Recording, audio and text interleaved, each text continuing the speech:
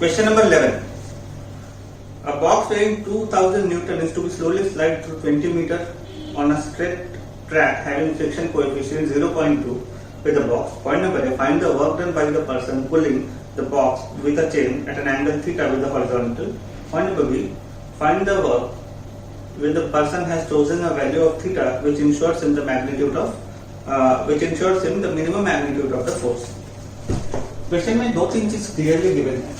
Sorry, mg is equal to 2000 newton. अब क्यों हम लोग उसमें mg ले रहे हैं? इसको mg सिर्फ इसीलिए ले रहे हैं क्योंकि अगर ये kg में रहता या ग्राम में रहता तो समझ में आता कि जो आंसर आ रहा है ये अगर kg या ग्राम में आ रहा है इसका मतलब डेफिनेटली वो मास गिवन है. बट न्यूटन कब होता है? जब mg मास इनटू ग्रेविटी रहता है. क्योंकि यहाँ पे 2000 न्यूटन दिया हुआ है तो इसमें समझ लेना है कि ये जो है ये mg गिवन है. अगर kg या ग्राम में होता तो मास होता, न्यूटन में है तो इसका मतलब mg गिवन है. ठीक है. दूसरा पॉइंट पे आते हैं. To be slowly slide through a 20 meter on a straight track having friction coefficient 0.2. यहाँ पे जो फ्रिक्शन कोएफिशिएंट है वो 0.2 है. ये कितना स्लाइड करने वाला है? S is equal to 20 metre. Suppose यहाँ तक स्लाइड करने वाला है. ठीक है. कोएफिशिएंट दिया हुआ है. Find the work done by the person pulling the box eight an angle theta with the horizontal. अगर हॉरिजॉन्टल के साथ थीटा एंगल से अगर कोई इंसान इस बॉक्स को खींचे और थीटा एंगल से खींचने के चलते अगर ये बॉक्स आगे बढ़ रहा है तो टोटल वर्क डन कितना हो रहा होगा? चूंकि बताया है कि हॉरिजॉन्टल के साथ में थीटा एंगल से खींच रहा है, इसका मतलब फोर्स ऐसा लग रहा है. इसका मतलब फोर्स ऐसे लग रहा है. सबसे पहले इसको समझते हैं. नीचे डाउनवर्ड काम कर रहा होगा mg मास इनटू ग्रेविटी. ये डाउनवर्ड काम कर रहा होगा. ऊपर काम कर रहा होगा एक तो नॉर्मल रिएक्शन r, ये काम कर रहा होगा. अगर फोर्स इधर लग रहा है तो हॉरिजॉन्टल के साथ में थीटा एंगल बनाना मतलब ये एंगल थीटा बन रहा है. यानी ये क्या होगा? f cos theta. 90 डिग्री पे होगा f sin थीटा. अगर फ्रिक्शन कोएफिशिएंट का वैल्यू गिवन है 0.2, इसका मतलब ये क्लियर है कि ये सरफेस स्मूथ नहीं है, रफ है. तभी तो फ्रिक्शन कोएफिशिएंट का वैल्यू दिया. यानी यहाँ पे काम कर रहा होगा बैकवर्ड डायरेक्शन में फ्रिक्शन कितना? Mu times r. ये फ्रिक्शन काम कर रहा होगा. बस इतना ही है. अब ये बैलेंस कैसे हो रहा है? नीचे का mg किससे बैलेंस हो रहा है? ऊपर के डायरेक्शन में जो भी लग रहा है फोर्स, तो ऊपर क्या लग रहा है? mg के अगेंस्ट में r और f sin थीटा. ये लाइन को देखना है. ये नीचे mg लग रहा है, इस डायरेक्शन में mg है और उसके ऑपोजिट ऊपर डायरेक्शन में है. तो यहां हम लोग लिख सकते हैं mg is equal to r plus f sin theta. ठीक है. r को पहले सेपरेट करते हैं तो mg minus f sin theta. ये क्या हो जाएगा? r. क्यों? r इधर ही रहेगा. mg से प्लस में है minus f sin theta. This is equation 1. अभी शुरू करते हैं इस पे काम करना. ये ब्लॉक अभी तक स्लाइड होना शुरू नहीं हुआ है, ये स्लाइड होना शुरू होगा. तो इस डायरेक्शन में ड्राइविंग फोर्स कौन सा लग रहा है? f cos थीटा, क्योंकि इसी डायरेक्शन में इसको मोशन करना है. फोर्स इस डायरेक्शन में लग रहा है बट ये मूव इस डायरेक्शन में कर रहा है. ये बिल्कुल वैसा ही है. अगर कोई इंसान यहाँ से चेन बांधा हुआ हो और उसको अपने शोल्डर पे लेके जा रहा हो, ऐसा कंडीशन हो सकता है कि ये एक बॉडी है, इससे चेन लगाए, कोई दूसरा इंसान इसको अपने शोल्डर पे लेके जा रहा हो, कोई इंसान. तो बिल्कुल यही है क्वेश्चन. तो ऐसा ये जो एंगल बन रहा है वो. तो अभी ठीक है, इसको समझते हैं. आर का वैल्यू आ गया. अब इसको अगर करेंगे f cos थीटा को कौन डायरेक्टली रोक रहा है? Mu R. उसका अगेंस्ट में वही काम कर रहा है. तो f cos theta is equal to mu R. ये अभी ऐसे ही बैलेंस रहेगा क्योंकि यहाँ पे ये एक्सेलरेशन प्रोड्यूस होना शुरू नहीं हुआ, तो माइनस करके में करने का जरूरत नहीं है.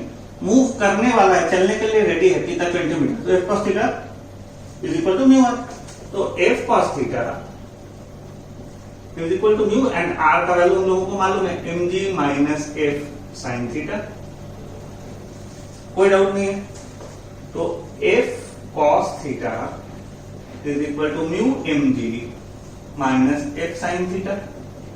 अब sin theta, f sin theta, f cos theta को एक साइड में कर लेते हैं. तो f cos थीटा माइनस इधर आएगा तो f plus f sin theta is equal to mu mg. यहां तक क्लियर? अब इसको अगर इधर फर्दर सॉल्व करते हैं तो यहां पे f कॉमन जाएगा, cos theta plus mu sine theta is equal to mu M G. अब f इज इक्वल टू करेंगे तो क्या होगा, ये पूरा नीचे आ जाएगा, mu M g divided by cos theta plus mu sine theta. आ गया। अब वैल्यूज पुट कर देते हैं। वैल्यू यहाँ पे पता है mg इतना दिया हुआ, म्यू का वैल्यू क्वेश्चन में दिया हुआ 0.2 जो ऑलरेडी क्वेश्चन में गिवन है। डिस्टेंस दिया हुआ है कितना, 20 मीटर। तो हम लोगों को यहाँ पे पता है म्यू का वैल्यू इज इक्वल टू हम लोग लिख सकते हैं 0.2 इंटू mg का वैल्यू कितना है 2000 divided by cos theta plus mu का वैल्यू पता है 0.2 sin थीटा। इसका मतलब f हम लोग लिख सकते हैं is equal to 400 divided by cos theta plus 0.2 sin theta. ये फोर्स का वैल्यू भी पता चला कि मिनिमम इतना तो फोर्स लग ही रहा होगा। निकालना है वर्क डन। वर्क डन निकलने के लिए क्या फॉर्मूला, पहले यहां तक स्क्रीनशॉट ले लीजिए फिर इसको आगे सॉल्व करते हैं। अगर फोर्स का वैल्यू ये है तो लिख सकते हैं वर्क इज इक्वल टू क्या होता है, force into displacement. Force into displacement. यहां पे फोर्स कितना है F cos थीटा, जो या तो इसको ऐसे कर लेते हैं F cos थीटा जो इधर है इंटू डिस्प्लेसमेंट है 20, या तो ऐसे कर लेते हैं कि F into S cos theta होता है ऐसे, तो F into S cos theta force into S जो डिस्प्लेसमेंट का वैल्यू है cos थीटा, या ऐसे भी अगर इसको समझे तो F cos थीटा इधर ड्राइविंग फोर्स लग रहा है इंटू डिस्प्लेसमेंट कितना हो रहा है 20, तो F cos थीटा इंटू 20 इधर लग रहा है F cos theta into displacement कितना है 20। अभी इसको सॉल्व करते हैं तो फोर्स का वैल्यू ऑलरेडी यहां पे पता है, फोर्स का वैल्यू है 400 इंटू cos थीटा है। फोर्स का वैल्यू यहां पे है cos theta plus mu 0.2 already given है 0.2 sin थीटा। ये ऑलरेडी फोर्स का वैल्यू गिवन है इंटू डिस्प्लेसमेंट है 20। अगर इसको फर्दर हम लोग सॉल्व करेंगे तो पता चलेगा 8000 cos theta divided by cos theta plus 0.2 sin theta.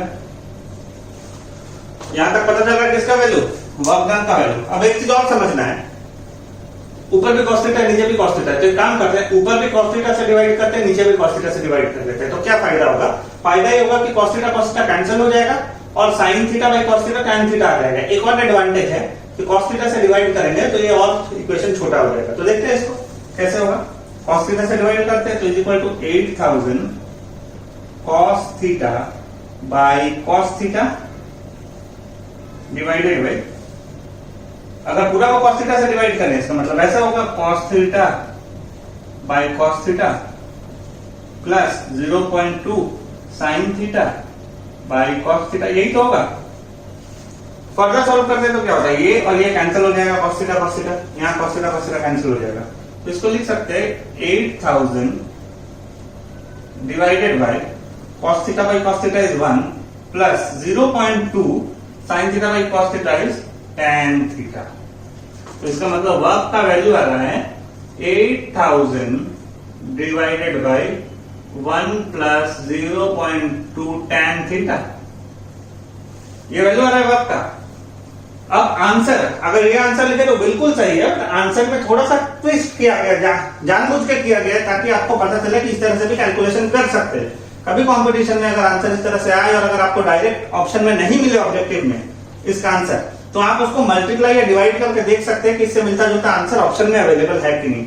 इसीलिए इस बुक में सबसे इंपॉर्टेंट चीज ये है कि अलग अलग तरीके से दिया जाता है रिजल्ट को। इसमें कुछ नहीं है, इसको यहाँ 5 से डिवाइड करेंगे और नीचे भी 5 से डिवाइड करेंगे तो रिजल्ट में कोई फर्क नहीं पड़ेगा क्योंकि कैंसिल होकर दोनों 1 हो जाएगा। बट आंसर में क्या ट्विस्ट आ रहा है देखिए, 40,000 divided by 1 plus 0.2 into 5 tan theta is equal to 40,000 divided by, अगर 5 से मल्टीप्लाई कर रहे हैं तो यहां भी तो 5 से मल्टीप्लाई होगा, तो ये 1 को 5 कर लेते हैं, 1 इंटू 5 5 होता है, तो हो जाएगा 5 प्लस tan थीटा तो ये जो आंसर है वो आ जा रहा है W इज इक्वल टू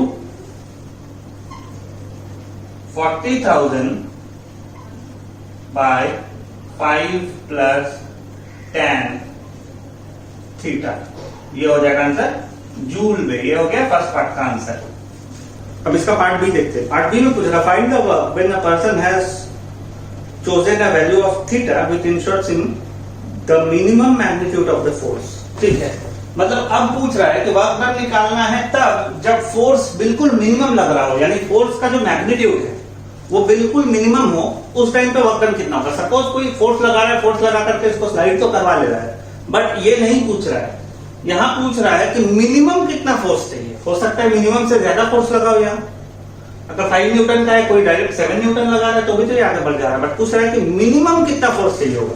तो मिनिमम के लिए हम लोगों का सबसे बेस्ट तरीका होता है मैक्सिमम मिनिमम यूज करना। तो लिखते हैं यहाँ पे for minimum magnitude of force, ये वैल्यू मैक्सिमम होना चाहिए। ये मिनिमम कब आएगा? जब ये मैक्सिमम होगा। ये मैक्सिमम कब आएगा? जब ये मिनिमम होगा। तो for cos theta plus 0.2 sin theta for minimum magnitude of work should be the maximum। इसका मतलब क्या होता है? That is d by d theta cos theta plus 0.2 sin theta is equal to 0।